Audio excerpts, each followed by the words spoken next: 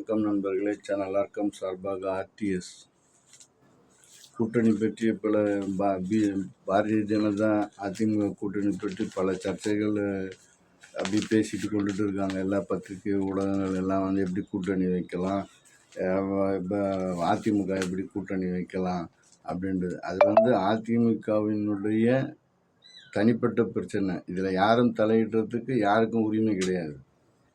வெற்றி என்பது தான் இலக்கு. இது வந்து கூட்டணி, தேர்தல் கூட்டணி மட்டும்தான். அதை முதல்ல நல்லா புரிஞ்சுக்கணும். யாராக இருந்தாலும், எந்த தலைவனாக இருந்தாலும், எந்த கட்சிக்காரனாக இருந்தாலும் முதல்ல அதை புரிஞ்சுக்கணும். முதல்ல வந்துட்டு மரியாதைக்குரிய மாமா நயினார் அவர்களுக்கு என்னுடைய வாழ்த்துக்களை தெரிவித்துக் கொள்கிறேன். அவர் கூட பேசியிருக்காரு, கூட்டணி பற்றி மேலிடம் முடிவு செய்யும் அப்படின்னு, கூட்டணி ஆட்சி பற்றி. அதுக்கு வந்து எடப்பாடியார் வந்து க்ளீனாக சொல்லியிருக்காரு. அது யாரெல்லாம் அமித்ஷா சொன்னதே தான் சொல்லியிருக்காரு. அதை பற்றி இது பண்ணால் இந்த கூட்டணி பற்றி மரியாதைக்குரிய மாலன் அவர்கள் வந்து அதிமுக பாஜக கூட்டணி பற்றி இன்றில் ஒரு பத்திரிகையில் எழுதியிருந்தார். நியாயங்களும் காயங்களும் சொல்லிட்டு அவருக்கு என்னுடைய நன்றியை உரித்தாக்கிக் கொள்கிறேன். திருவள்ளுவர்கிட்ட போயிட்டு திருவள்ளுவர் நடைபயிற்சி போயிட்டு இருக்கும்போது அரசர் ஒருத்தர் கேட்குறாரு, இந்த மாதிரி போருக்கு வந்து ஒரு சூழல் உருவாகிருக்கு, அவங்க கூட வந்து நிறைய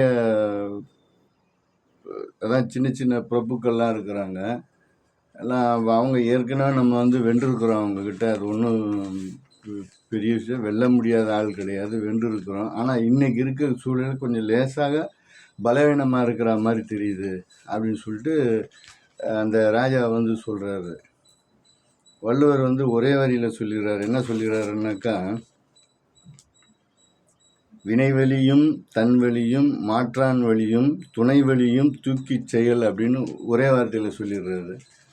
அப்புறம் அரசர் கேட்குறாரு, ஐயா நான் இவ்வளோ பெரிய விஷயத்த சொல்கிறேன், ஒரு ராஜ்யம் சம்மந்தப்பட்டது, நீங்கள் வந்துட்டு ரெண்டே வரியில் சொல்லிட்டீங்களே அப்படின்றாரு. அப்போ அவர் என்ன சொல்கிறாருன்னா, நாம் வந்து இறங்க போகும் செயல் எத்தகையது, எவ்வளவு கடினமானது, எவ்வளவு வலிமையானது என்பதை முதலில் அறிந்து கொள்ள வேண்டும். பிறகு நம்மால் அதை வெற்றிகரமாக செய்துவிட முடியுமா என்று சிந்தித்து பார்க்க வேண்டும். முடியும் என்று தோன்றினாலும் உடனே களத்தில் இறங்கிவிடக்கூடாது.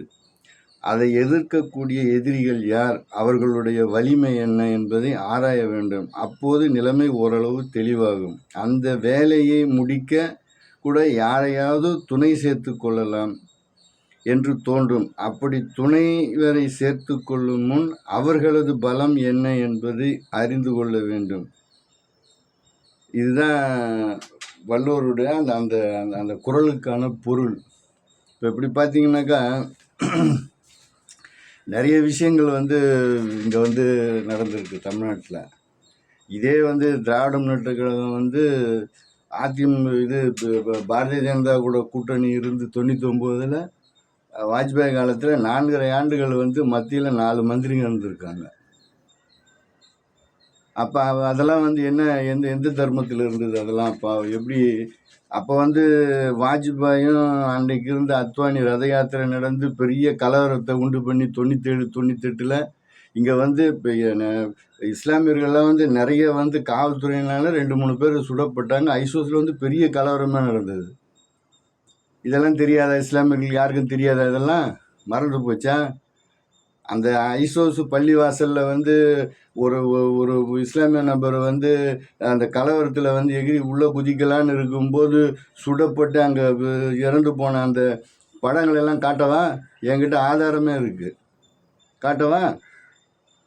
தினத்தந்தி போன்ற முக்கிய பத்திரிகையில் வந்த செய்தி இதெல்லாமே நடந்த நிகழ்வு. நம்ம வந்து நம்ம சொல்லக்கூடிய விஷயங்களில் வந்து எங்கேயுமே வந்து இந்த பொய் பித்தலாட்டம் கிடையாது. அதெல்லாம் வந்து திமுககாரன் பண்ணுவான், பொய் பித்தலாட்டம். இன்றைக்கு கூட அன்றாடம் பத்திரிகையில் வரக்கூடிய செய்திகளை தான் நம்ம வந்து பதிவு செய்கிறோம். அப்போ எங்கே போச்சு? அப்போ எங்கே போனாங்க? நாலரை வருஷம் இருந்தாங்களே. சவப்பெட்டி ஊழலில் சிக்கியிருந்த ஜார்ஜ் பெர்னாண்டஸ் வந்து கடைசியாக முரசொலி மாறனுடைய அந்த இதுக்கு போய் அங்கே சுடுகாட்டில் போய் எல்லாம் முடிச்சுட்டு அடுத்த நாள் காங்கிரஸ் கூட போய் கூட்டணி சேர்ந்து அங்கே அவங்க கூட ஒரு 10 வருஷம் இருந்தாங்க. அப்போல்லாம் எங்கே போச்சு உங்களுடைய கூட்டணி தர்மம்லாம்? இன்றைக்கி இருக்கிற கட்சிக்காரன் அவங்க கூட இருக்கிறாங்களா? திமுக கூட இருக்கக்கூடிய எத்தனை கட்சி இருக்குது?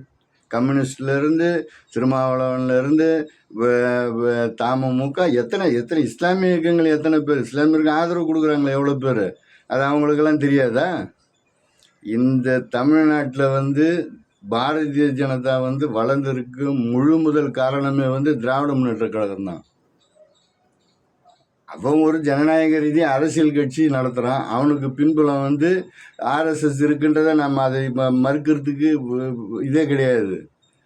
ஆனால் அது அணை போட்டு தடுத்த ஒரே காரணத்தால் தான் இன்றைக்கி வந்து அது வந்து இன்றைக்கி வந்து அவன் பின்னாடி வந்து ஊர்வலம் நடத்துகிறானாக்கா எனக்கு தெரிஞ்சு இந்த மின்ட்டில் இருக்கக்கூடிய இந்த சவுகார்பேட்டையில் ஊர்வலம்னு போனால் கூட ஒரு 10-15 பேர் கூட இருக்க மாட்டான். நான் பார்த்துருக்கேன் என்னுடைய கண்ணால்.